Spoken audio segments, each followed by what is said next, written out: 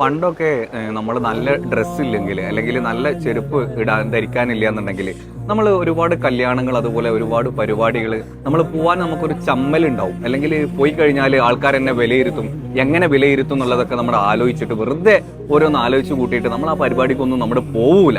ഇനി പോവാണെങ്കിൽ തന്നെ നമ്മൾ തൊട്ടടുത്ത സുഹൃത്തിന്റെ അടുത്ത് നിന്ന് നമ്മൾ വാങ്ങിച്ചിട്ടോ അല്ലെങ്കിൽ അങ്ങനെയൊക്കെയാണ് നമ്മുടെ പോക്കുള്ളത് ഓരോ ഫംഗ്ഷനും വേണ്ടിയിട്ടും.